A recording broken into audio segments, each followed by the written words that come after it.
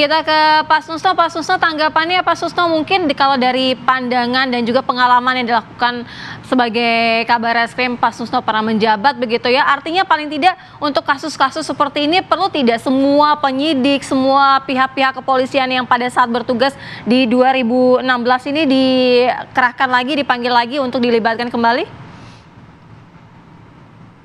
Ini bagus sekali untuk pelajaran ya. Kita berterima kasih pada Mabes Polri yang telah mengadakan eksaminasi, telah mengadakan audit. Jadi ini bukan penyidikan perkara ya.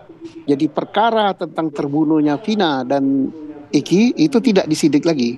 Yang disidik yang diturunnya tim Polri itu eksaminasi untuk mengecek apakah jalannya penyidikan yang dilakukan oleh Polres Cirebon dan dilakukan oleh Polda Jawa Barat pada masa itu benar apa salah. Kalau salah, di mana salahnya dan siapa yang bertanggung jawab. Nah, kalau ternyata salah, apakah kesalahan di dalam penyidikan itu telah menimbulkan salah tangkap, salah menentukan tersangka yang kemudian menjadi terpidana. Nah, ini mengkoreksi semua proses itu. Nah, kalau ini terjadi, ini bagus sekali untuk memperbaiki apa yang dikatakan oleh Pak Sugeng tadi adalah sistem peradilan pidana di Indonesia. Jangan terjadi misalnya, apakah peristiwa ini sangat besar ini manfaatnya.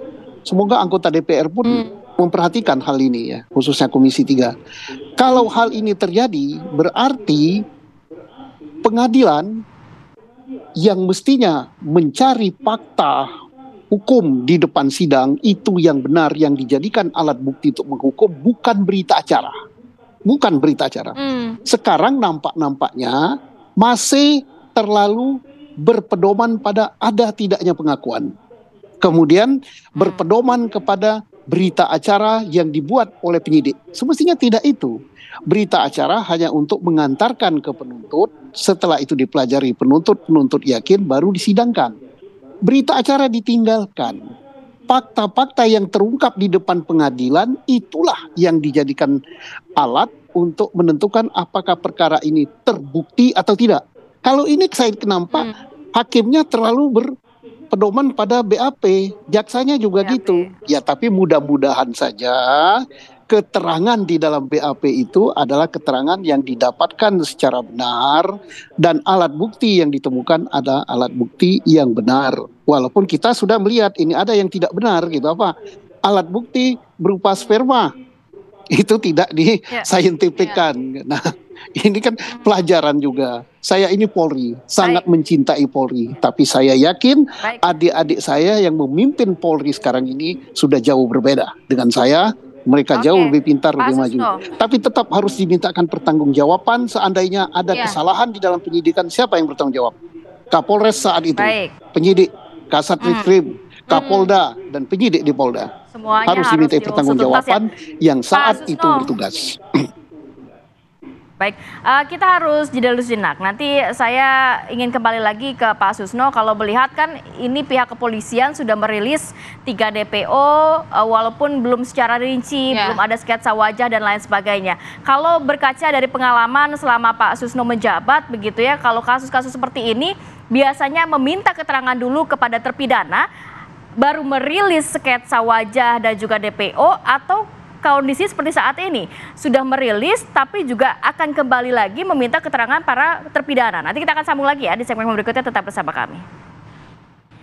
Ya, kembali lagi kita melanjutkan perbincangan. Saya mau ke Pak Susno, menyambung pertanyaan saya yang tadi Pak Susno. Kalau melihat pengalaman yang selama ini Anda pernah lakukan begitu ya Pak Susno, kalau melihat 3 DPO ini sudah dirilis, memang akan ada dimintai keterangan lagi oleh penyidik kepada terpidana. Ini apa yang bisa digali sebenarnya, dan apakah memang prosedurnya seperti itu, dirilis dulu tapi sebenarnya nama, sketsa wajahnya, nama aslinya, sketsa wajahnya dan lain sebagainya ini belum firm, belum pasti, belum ada yang jelas begitu Pak Susno? Iya, ini yang mengakibatkan kecurigaan publik tambah besar ya. Apakah betul itu 3 nama itu pelaku? Ada orangnya, itu tadi langsung RT ya, desa RT mengatakan tidak ada nama itu. Nah, saya sebagai mantan reserse ya bertanya, DPO itu dibuat berdasarkan apa? Karena DPO harus jelas. identitas itu nama, tempat tanggal lahir, umur, nama orang tua dan sebagainya, pekerjaan termasuk foto, termasuk sidik jari. Kemudian DPO itu didapatkan berdasarkan apa? Berdasarkan pengakuan tersangka yang lain atau berdasarkan keterangan saksi yang lain. Lah kalau itu kan ternyata di alamat itu kan tidak ada. Nah, sehingga orang akan bertanya apakah ini fiktif? Kalau itu fiktif, pantas saja 8 tahun tidak terungkap.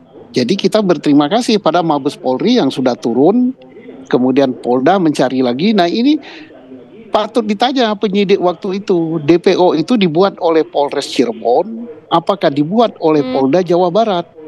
Siapa yang membuat DPO itu? Kenapa membuat DPO itu sembarangan begitu saja? Ya tidak ada apa namanya, di alamat itu tidak ada. Ya apakah tidak dicek sebelum di DPO? Mestinya sebelum di DPO kan dicari dulu, ditangkap di alamat. Bukan. Nah kalau waktu penangkapan memang sudah tidak ada orangnya di situ, ya kok DPO ditulis alamatnya di situ, ya nggak akan ketemu. Nah ini menyangkut profesionalisme daripada aparat. Maka saya katakan semua itu pasti ada manfaatnya. Manfaatnya adalah untuk perbaikan supaya ke depan tambah baik, tambah baik. Dan yakinlah Polri ini tambah depan tambah baik. Dan instansi penegak hukum pidana pun di Republik ini harus berbenah diri supaya tidak terjadi hal-hal salah hukum, kemudian ketidakadilan, ketidakbenaran. Nggak enak rasanya, aku merasakan itu. Iya. Oke, baik Pak Susno. Kita ke Pak Sugeng. Pak Sugeng, bagaimana ini kasus ini biar terang benderang sehingga DPO itu benar-benar betul adanya nama-nama itu yang menjadi DPO, kemudian bisa diluruskan juga, bisa terang benderang kasusnya mengenai ada dugaan salah tangkap dan lain sebagainya. Dan juga keluarga ini sangat berharap begitu ya, kasus ini segera selesai, semua pelaku itu bisa dihukum sesuai dengan hukum yang berlaku. Pak Sugeng. Ya tadi kan sudah dijelaskan tuh sama Pak Susno ya, lengkap ya. Yang sekarang menjadi perhatian IPW adalah kalau nanti ada eksaminasi atau evaluasi atas pemeriksaan. Nah temuan kalau ini misalnya terjadi unprofessional conduct, itu mau diapakan ya? Terkait misalnya salah tangkap, ini mau bagaimana? Karena prosesnya sudah selesai nih. Bahwa mereka sudah menjadi terpidana seumur hidup. Ada loh dosa kita bersama kalau ada orang yang tidak salah dihukum sampai seumur hidup. Ya. Itu kan ini mau diapakan? Ya, kalau mereka juga sudah PK kan sudah selesai juga nasib mereka. PK kedua kali, siapa yang mau membantu, ya?